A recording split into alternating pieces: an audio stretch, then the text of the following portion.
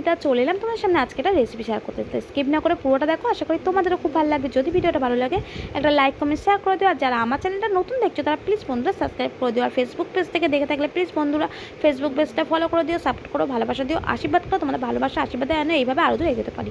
প্রথমে এখানে আমি 3টে কাঁচকলা নিয়েছিলাম, নিয়ে ভালো করে সেটাকে আমি ধুয়ে কেটে নেওয়ার পরও আবার ভালো করে ধুয়ে নিলাম। ধুয়ে নিয়ে দেখো একদম কিন্তু তারপরে ধোয়ার কষা অতটা বেরোচ্ছিল না, কিন্তু তারপর আমি যখন গরম জল করতে দিলাম এর মধ্যে লবণ দিয়ে দিয়েছিলাম, দিয়ে গরম জলে বসিয়েছিলাম। দেখো জলটা পুরো কালো হয়ে গেছে, কাঁচকলাটা কষবে। তো যাই হোক, দেখো এখানে আমি এবার নিয়ে কাঁচকলাগুলো সিদ্ধ হওয়ার পর পুরো গরম গরম অবস্থায় কিন্তু আমি এখানে পেস্ট করেছিলাম। আর আমি এই যে হাতের যে পেস্ট মানে এই মেস করার এই যে এটা কিনেছি, সেটাকে আমি কী বলে আমি শিওর বলতে পারছি না, জানো তো? তোমরা যদি কেউ জেনে থাকো কমেন্ট করে জানিও। এটা আমি ফ্লিপকার্ট থেকে নিয়েছিলাম মাত্র 42 টাকা দিয়ে, এত কমে, ভীষণ ভালো জিনিসটা। এটা আমার এখন খুব সুবিধা হয়েছে, গরম গরম আলু সিদ্ধ বলো, ওল সিদ্ধ বলো, যে কোনো কিছু মাখাতে খুব সুবিধা হয়েছে এই মেশিনটাতে। তা তোমরা যদি কেউ নিতে চাও আমি লিঙ্ক দিয়ে দেবো, অবশ্যই তোমরা দেখে নিয়ে নিতে পারো। যাই হোক, এখান থেকে দেখো আমি এখানে মেস করার পর তারপর যে কিছুটা যে কাঁচকলার খোলাগুলো ছিল সেটাতেও আমি মিক্সিতে পেস্ট করে নিয়ে একদম পুরো মিহি করে নিয়েছিলাম। এতে একটু কাঁচকলাও অনেক কাঁচা লঙ্কা দিয়েছিলাম। কাঁচা লঙ্কা তোমরা যেমন স্বাদ মতন কাঁচা ঝাল খাও সেরকমই দিতে পারো। আমি একটু বেশি করে লঙ্কা দিয়েছিলাম। কাঁচা লঙ্কা দেওয়ার পর দেখো আমি ভালো করে এখানে বেসন, জিরে গুঁড়ো, হলুদ গুঁড়ো, লঙ্কার গুঁড়ো দিয়ে ভালো করে কিন্তু আমি আবার স্বাদ মতো লবণ দিয়ে ভালো করে মেখে নিয়েছি। বেসন দিয়ে মেখে নেওয়ার পর ছোটো ছোটো করে দেখো কড়ার মধ্যে তেলটা গরম হতেই আমি এখানে বড়াগুলো ভেজে নিচ্ছি।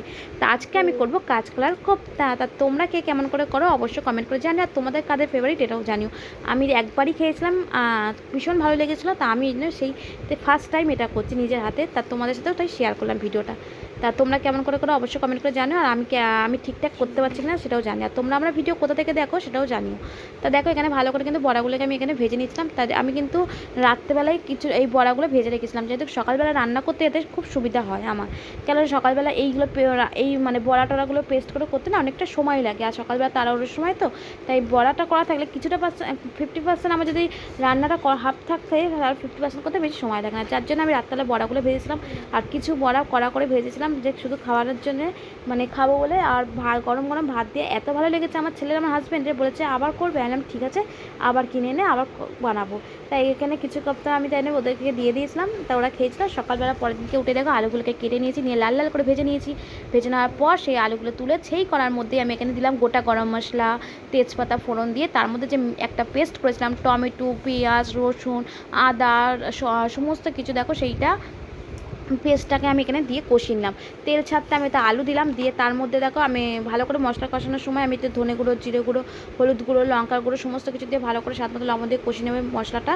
তারপর আমি আবার দিয়ে দিলাম আলুগুলোর মধ্যে একটু চিনি দিয়ে ভালো করে কষিয়ে নেওয়ার পর তারপর আমি একটুখানি দেখো জল ঢেলে দিলাম, গরম জল ঢেলে নেওয়ার পর ফুটতেই আমি কিন্তু যখন দেখলাম আলুগুলো সিদ্ধ হয়ে গেছে তখন আমি কী করলাম, যে ভেজে রেখেছিলাম যে বড়াগুলো, কোপ্তাগুলো, সেইগুলোকেও দিয়ে দিলাম। তাই দেখো এবার দিয়ে যখন ওই কোপ্তাগুলো একটু ফুটে গেলেই আমি কিন্তু গরম মশলা দিয়ে নামিয়ে দেবো।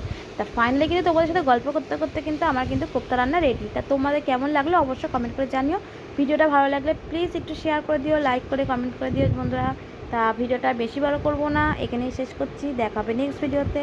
তা কেমন হলো অবশ্যই কিন্তু তোমরা জানিও কোপ্তা। আর তোমরা কে কেমন করে রান্না করো সেটাও কিন্তু জানিও।